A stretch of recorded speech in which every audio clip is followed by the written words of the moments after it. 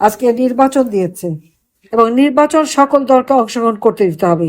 কেন আওয়ামী লীগ করতে পারবে না? আওয়ামী লীগের নামে তো সমানে মিথ্যা অপপ্রচার করেছে। মানুষ হয়তো সাময়িকভাবে বিভ্রান্ত হয়েছিল, এখন তো মানুষ বাস্তব অবস্থা বুঝতে পেরেছে। শুধু আওয়ামী লীগ ইলেকশন করলে আওয়ামী লীগ ভোটে জিতে যাবে এই ভয়ে আওয়ামী লীগকে তারা নিষিদ্ধ করেছে, ছাত্রলীগকে নিষিদ্ধ করেছে এবং আওয়ামী লীগকে ইলেকশন করতে দেবে না। তাহলে কিসের গণতন্ত্র আনলো তারা? কিসের মানবাধিকার আর কিসের কি? ইউনূস তো সব থেকে বড় ফ্যাসিবাদ এবং সব থেকে বড় জুলুমবাজ। কারণ সে ক্ষমতা আসার পর থেকে মানুষের মৌলিক অধিকার নাই, বিচার চাওয়ার অধিকার নাই, তাদের খাবার দাবার বাসস্থান নিরাপদে বাড়িতে ঘুমাবে সে ক্ষমতাটুকু নাই। কাজে এই নির্বাচন আওয়ামী লীগকে ভোট অংশগ্রহণ করতে দেবে না তারা। আমাদের এটা দাবি থাকবে, আমরা নির্বাচন বয়কট করি না, তবে আমাদের নির্বাচন করতে না দিলে আমাদের কোনো ভোটার কিন্তু ভোট কেন্দ্রে যাবে না। আওয়ামী লীগ নির্বাচন করতে চায়, আওয়ামী লীগ নির্বাচন করবে, কিন্তু আওয়ামী লীগকে তারা নির্বাচন করতে দেবে না। হ্যাঁ, 2014 সালে বিএনপি নির্বাচন বয়কট করেছে। 2024 সালে বিএনপি বা জামাত মানে এরা তো নির্বাচন বয়কট করেছে। আওয়ামী লীগ তো নির্বাচন বয়কট করে না, আওয়ামী লীগ নির্বাচন করতে চায়। কারণ যত অপপ্রচার চালাক, যত মিথ্যা বয়ান দিক, হ্যাঁ একসময় মানুষ হয়তো বিভ্রান্ত হয়েছিল ক্ষণিকের জন্য, কিন্তু আজকে মানুষ বুঝতে পেরেছে ইউনূস খানের ক্ষমতা আসার পর যে সন্ত্রাস জঙ্গিবাদ তাদেরকে সবাইকে ছেড়ে দিয়েছে। যারা তার সমন্বয়ক উপদেষ্টা বা দল করেছে এরা তো এখন রাতারাতি আঙুল ফুলে কলা গাছ। তা এত সম্পদের মালিক হয়ে গেছে, শত শত হাজার হাজার কোটি টাকার মালিক হয়ে গেছে তারা। ইউনূস নিজেই তো ক্ষমতা এসে মানুষকে কিছু দিতে পারেনি। 6 কোটি মানুষ আজকে দরিদ্র সীমার নিচে চলে গেছে, যেখানে আমি 5 কোটি মানুষকে নিম্নবিত্ত থেকে মধ্যবিত্ত নিয়ে এসেছিলাম। ইউনূসের একেবারে যারা ঘনিষ্ঠ, ইউনূস যাকে নিয়ে 2007 সালে দল করতে গিয়েছিল, সেই ডেইলি স্টারের সম্পাদক মাহফুজ আনাম সেক্রেটারি, ইউনূস প্রেসিডেন্ট, দল করতে গেল ফেল করলো। অথচ সেই প্রথম আলো ডেইলি স্টার সেখানে আগুন দিল, সাংবাদিকরা আটকা পড়া চিৎকার। অর্থাৎ এর আগে তো অন্যান্য যতগুলি পত্র পত্রিকা টেলিভিশন যখন যেটা ইচ্ছা আগুন দিয়েছে, পুড়িয়েছে, কেউ কিছু কথা বললে তাদের জুলুম করেছে এবং সব জায়গায় নিজের এজেন্ট লাগিয়ে দিয়েছে। করতে করতে এমন জায়গায় গেছে যে নিজেদের দোস্তেরটাও এখন আর ছাড়েনি, সেটাও হামলা করলো। এটাই হচ্ছে বাস্তব কথা।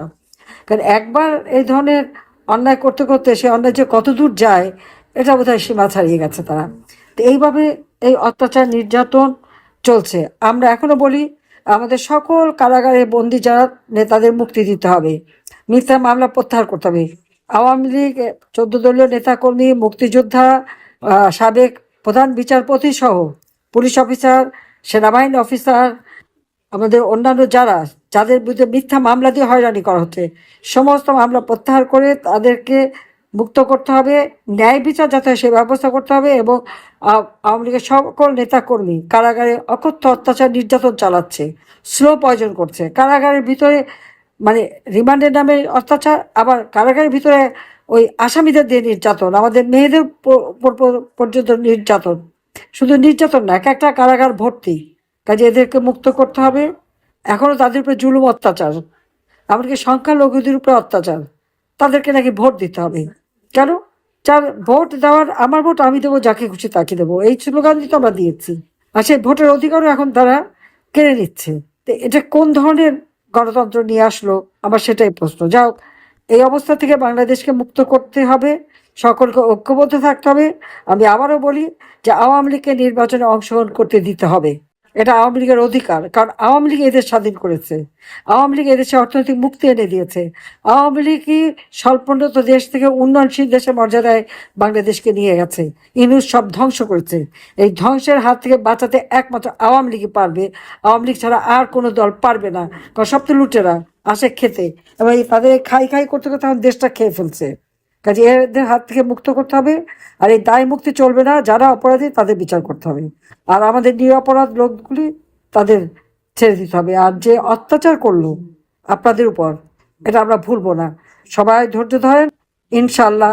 চাই না আল্লাহ তো আমাকে কিভাবে কিভাবে বারবার বাঁচায়।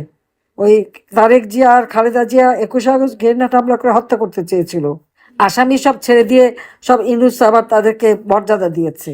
আমি বেঁচে গিয়েছিলাম, এটা তাদের কাছে একটা অবাক ছিল। 13টা গ্রেনেড মেরেছে, রণক্ষেত্রে যুদ্ধক্ষেত্রে যা ব্যবহার হয়, তারপর আমাকে আমার নেতাকর্মীকে বাঁচিয়েছি। এবারও ঠিক একই অবস্থা।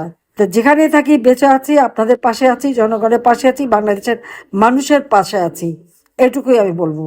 আমার জীবনে ওই একটাই, যে আমার বাবা এদেশ স্বাধীন করেছে, এই দেশে দুঃখী মানুষের মুখে হাসি ফোটাতে চেয়েছে, আমরা হাসি ফুটিয়েছিলাম, সে হাসি কেড়ে নিয়েছে এই সুদখোর খুনি ইউনূস, জামাত, শিবির আর এনসিপি জঙ্গি সন্ত্রাসীরা।